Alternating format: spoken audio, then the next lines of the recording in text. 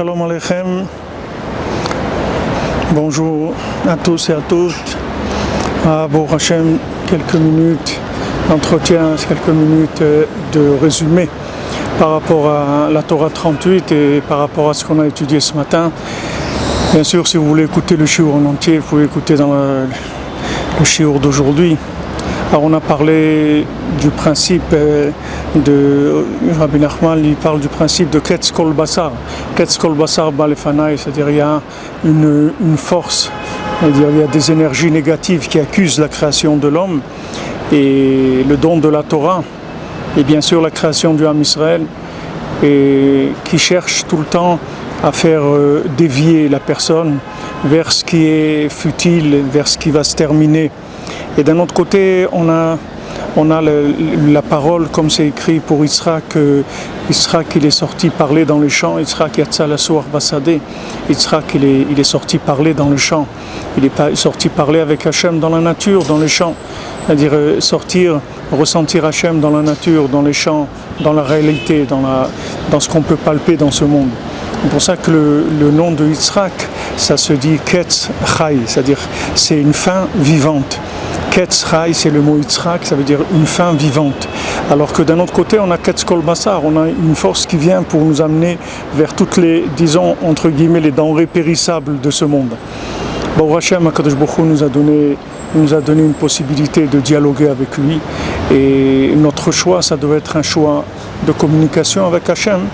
Avec ce dialogue-là, c'est-à-dire avec cette possibilité qu'Hachem nous a donnée d'être connectés à lui dans absolument toutes les situations qui peuvent se présenter à nous dans ce monde. C'est-à-dire qu'il n'y a aucune situation dans laquelle il n'y a pas une possibilité d'attachement à Hachem. Il suffit d'avoir une approche du monde qui est une approche avec de la communication vers le Créateur et non une approche de la logique. C'est-à-dire que le serpent, comme aussi les lettres, le mot serpent, on peut dire penser, serpent, penser c'est le serpent. Et le serpent, il a dit à l'homme, regarde, pourquoi tu vas te connecter à Hachem? Tu peux penser toi aussi, tu es un grand monsieur, comme on dit, tu es quelqu'un, tu es capable toi aussi. Alors tu peux penser, tu peux réfléchir, pourquoi tu vas te connecter à Hachem? Alors le serpent, il essaye de tirer chacun d'entre nous vers une logique. Cette logique-là, c'est la logique de la mort, comme Hachem il a dit au serpent. Il a dit à Adam Arishon, le jour où tu mangeras de l'arbre de la connaissance du bien et du mal, alors tu vas mourir. C'est à partir de là où la mort a commencé. C'est-à-dire si Adam Arishon il n'avait pas mangé de ça, il aurait vécu éternellement, même avec son corps.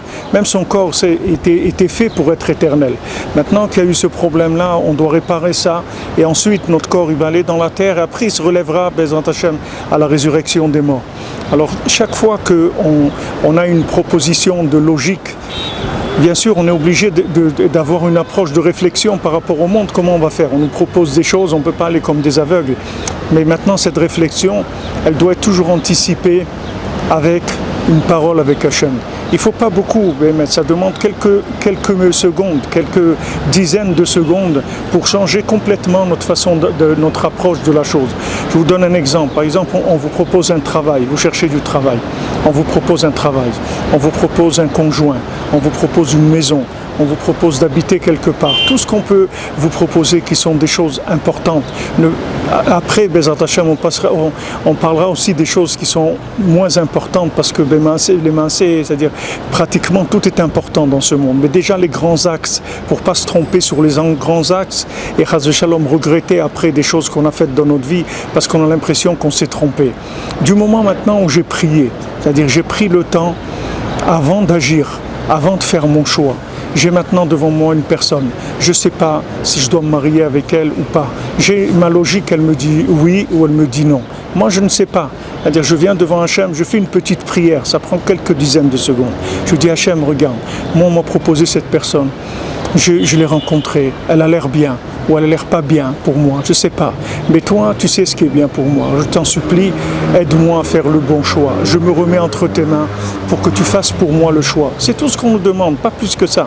Et à ce moment-là, on passe sur un autre axe qui s'appelle l'arbre de vie. Tandis que si maintenant on fait le choix d'après notre logique, ça s'appelle l'arbre de la connaissance du bien et du mal. Et là, on peut se tromper énormément. Et là où on croit que c'est logique, on est encore plus en danger que quand on ne sait pas. Parce que quand on ne sait pas, au moins on va demander de l'aide. Mais quand on croit qu'on sait, c'est là où on est le plus en danger. Donc quand maintenant on a un choix, surtout dans les choses importantes, habiter quelque part, travailler, conjoint, enfant, ou quelle école, quelle chose, il faut toujours faire précéder la prière. Et à ce moment-là, on est tranquille. Rabbi Nachman il dit, regardez, le matin, avant de commencer votre journée, vous dites, voilà, moi pour cette journée-là, je me remets entre tes mains, Hachem, parce que moi je ne sais pas quoi faire de ma journée. Moi je vais commencer une journée, mais je ne sais pas qui est-ce que je vais rencontrer, quoi va être ma journée, je ne sais pas. Donc je me remets entre tes mains, que toute cette journée, elle soit selon ta volonté pour moi, ma famille, les gens qui dépendent de moi. Que cette journée, ça soit que selon ta volonté. Et à ce moment-là, j'avance, c'est tout. À ce moment-là, j'ai plus de soucis à me faire. Après, je rentre dans ma journée et je fais. Mais j'ai déjà connecté ma journée sur ce qu'on appelle l'ashgacha pratit, c'est-à-dire la providence divine, si vous voulez, la synchronisation divine. Si on peut appeler ça la synchronisation divine, comme un élève il a dit ce matin au shiur, la synchronisation divine. C'est-à-dire qu'on est synchro avec Hachem. On n'est pas synchro avec notre logique qui vient de ce monde. On est synchro avec le Créateur qui organise toute la vie dans ce monde. Bezrat Hashem. C'est un conseil simple, facile, qui change la vie complètement. Bezrat Hashem. Je vous souhaite, Bezrat Hashem, d'arriver à vivre ces choses-là dans la simplicité, Bezrat Hashem. Et je vous souhaite beaucoup de bracha pour chacun, pour chacune, chacun ce qu'il désire, Bezrat Hashem, qu'Hachem lui donne la bénédiction dans sa santé, dans sa parnassa, dans sa famille, les enfants, tout qui est de la joie véritable dans le cœur, Bezrat Hashem, pour chacun. Vous voyez, là on se trouve au-dessus des murailles, en haut des murailles de Jérusalem, Bezrat Hashem, qu'on attend qu'elle soit reconstruite, Bezrat Hashem. Ça peut se faire en quelques secondes, quelques minutes, quand Hashem y voudra, Bezrat Hashem. Be'atzlacha, et à bientôt, Bezrat Hashem.